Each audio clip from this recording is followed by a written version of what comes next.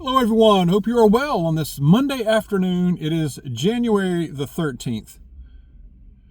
Do you ever get the feeling that you're just part of a lot of other rats in a maze? You ever get that feeling? Sometimes I do. I know we're not, but sometimes I just kind of get that feeling.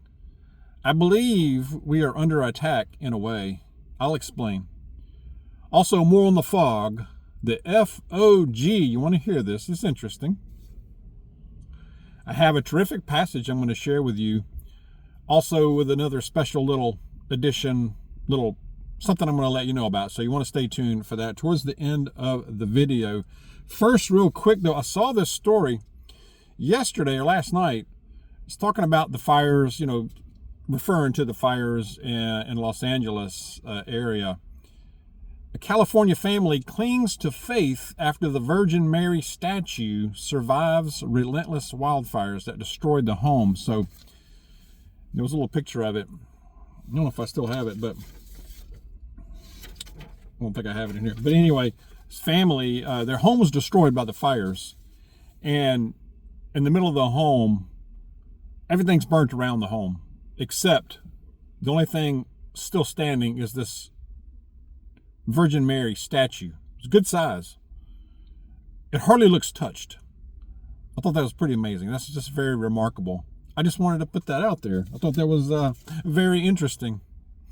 Speaking of the fires, I saw where a group of guys, citizens, arrested or did a citizen's arrest with the help of some cops. They called 911 and they were noticing a guy in the act of lighting fires. Obviously an arsonist. This guy was a 39-year-old man. They say he's homeless. They say his name is Jose Escobar.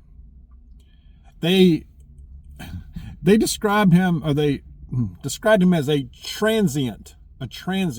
Now, a transient, we know what that means, don't we? Lighting fires. How many others are out there? They say police are warning of more arsonists could be out there. The last 4 years plus, our borders have been wide open. And I think this is just one of the ways that we are under attack. I think we're under attack in a multitude of ways. This is one of them. I'm about to speak about another one here in a minute. But also looting, robberies, burglaries. You got reports of roving gangs, groups of people who are looting homes that are partially destroyed, totally destroyed, taking advantage of the situation, stores, you name it. Also a report of some of the looters that were wearing fireman uniforms or fake fireman uniforms. Some of them were arrested. They say the fires are spreading now in the same line, the same exact path as a new proposed rail system, y'all. I mean, think about that. What are the chances? You think that's a coincidence? I don't think so. I mean, think about it. It'll be interesting. What do you think is going to be built in place of all these things that are destroyed? Thousands and thousands of acres and properties, buildings have been destroyed. Houses, businesses, you name it. Entire neighborhoods. Ashes now. And it's not stopping. I mean, they've corralled part of it, but it's still out of control. I mean, think about it. What's next? Who's going to be next? What area is going to be next? I mean, back in the old days, they just, back in medieval times or, they just pretty much, they weren't so subtle about it. You know what I mean? Now it's a little different. This is just a different way, I think. At least it appears that way. I don't know. What do y'all think? I mean, think about Hawaii. With the hurricanes, western North Carolina, parts of Tennessee. Now you got Los Angeles area.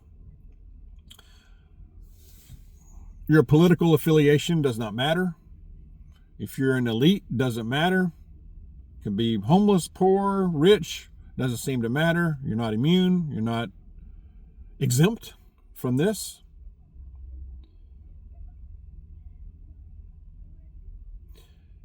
Who's next? And, I believe it can happen anywhere. Anywhere, anytime. So it appears. And it always seems to be in areas that are highly sought after, that they want to put high density housing in, or the area has rare minerals or natural resources that are very valuable. It sure appears that way. I think it can happen anywhere, y'all. And I don't think it's going to stop until there's proper pushback, or it comes to a point to where it's forced to stop, or at least disrupted. At least that's what I think. I don't know. What do you guys think about it?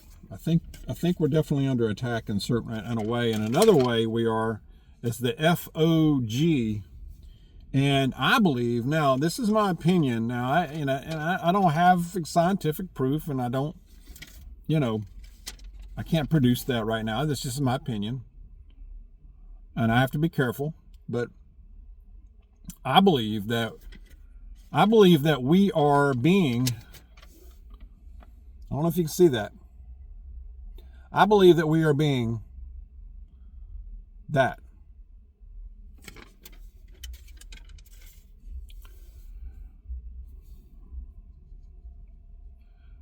About a month ago, I guess it was last month, it might have been the month before, I noticed too that, and I mentioned this before, that when I went outside later in the evening,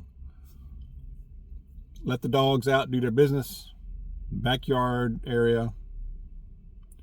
Sometimes it's the front yard area, mostly in the back, it didn't matter. Walk out there, and I always have a flashlight, and I noticed this, I guess you could call it fog. It's more than that. It's more densely packed.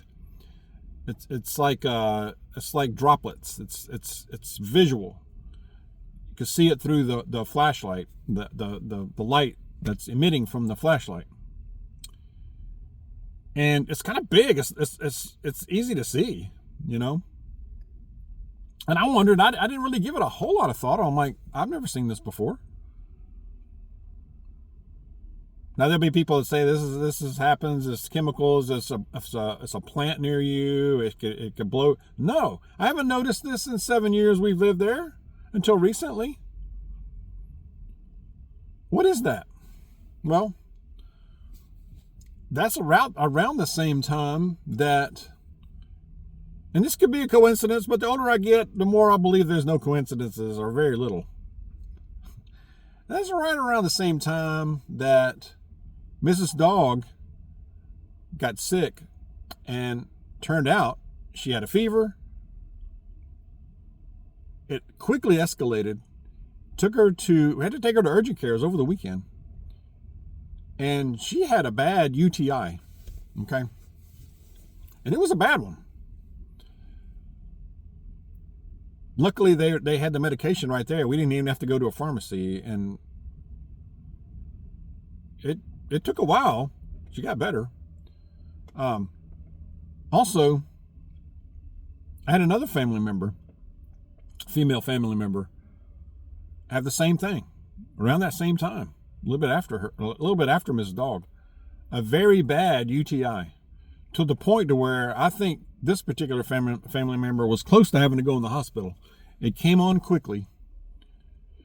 She didn't act quite quick enough, I don't think. I mean, just dismissed it or thought it was something else. Fever, nausea, pain. There's a lot of symptoms, kind of like what Mrs. Dawg had. Same thing, bad UTI. And it took a while to get better, even after the medication. And in both cases, they're like, I never had one like that. What is going on? Also, Ella, our little dog, had one around the same time, within a week or two of each other. So you got 2 family members, 3 family members 3 female family members coming down with that in a very short period of time altogether. What the heck? What the heck? And then you start thinking about it, and I know we're in winter, but they said the pneumonia cases are crazy high this here lately. Last couple of months or so, and still. And so when you think about what's being said about test samples of the FOG, it kind of makes you think. I mean, if you can kind of put things together a little bit, and I know it's not, I'm not out there with a microscope, but I'm just going by my observations, our experience, and then what we are reading when you look into it. Just saying. I believe that we should be observant. I think we should be very alert. I think if we notice this stuff, especially if it's obvious and it's thick, this FOG stuff, whatever you want to call it, I think we need to avoid it the best we can. Stay indoors. When you notice it, as much as you can, if you're in an automobile, make sure you have your climate control on the recirculate the air, where it's recirculating in your vehicle. I think that could help. I don't know if it prevents it, probably not, but it's better than having the vents open. You know what I mean?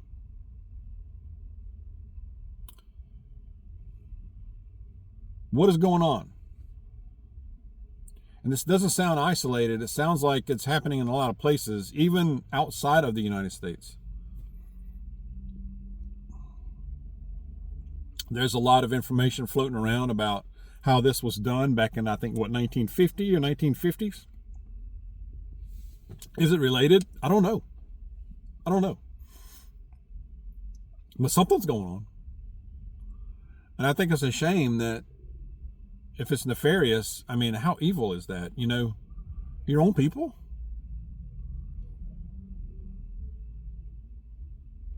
Or is it foreign? Or is it domestic? The GOVT. I don't know. What do you think? Something's happening, though. I'm going to go do a passage because this is really good, y'all. First, where is it? Before I go to the passage real quick, Mrs. Dawg shared this with me earlier today. It's a new song that came out. I'm not going to sing. I'm going to spare you from that. You're like, oh, thank goodness. Don't sing. Where is it? Here we go. There's a new song out, Christian artist John Reddick, Jon, John Reddick, Reddick. The song is called No Fear. If you just Google that or put it in or put it in YouTube, you'll see his video. Awesome song. It's like 3 minutes. Check it out. If you listen to that, crank up the volume. It will make your day better. I don't care what you're going through. It will make your day go better. I promise. No fear, basically, he's saying, no matter what's going on, no matter the mighty power of Jesus quenches the dark, it wipes out the darkness, makes the darkness disappear, basically. And you just have to listen to the song. Again, it's called No Fear, and Jon, Jon, Reddick, Reddick. You might be familiar with him. I don't listen to a lot of his stuff in the past, but Ms. Dawg shared this with me today, and it's awesome. I will have no fear. Power of Jesus is fighting for me. This world is dark. It is. We must keep our eyes on Jesus. That's essentially what the song is saying, but gosh, it's really good, y'all. All right, passage time. We're going in, staying in the Old Testament. 1 Chronicles, chapter 29. I think this is chapter 29, yeah. 1 Chronicles, chapter 29, verse 11 says, Yours, O Lord, is the greatness and the power and the glory and the majesty and the splendor, for everything in heaven and earth is yours. Yours, O Lord, is the kingdom. He has complete sovereignty. Everything is his. Earth, Heaven, everything in it, under it, above it, everything, the heavens, okay?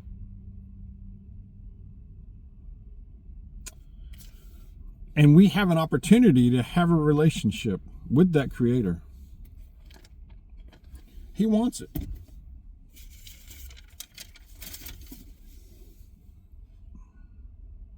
I don't know whatever's going on, and I don't know exactly what's ahead for us this year.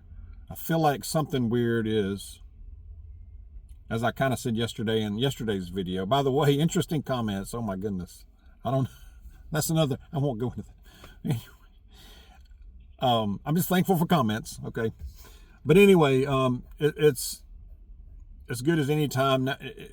Stay close to Jesus. Let's stay in prayer. Let's be safe when we're out and about. Be alert. Be alert to what's in the AIR too, right? All right, stay close to Jesus. God bless y'all. I'll see you soon.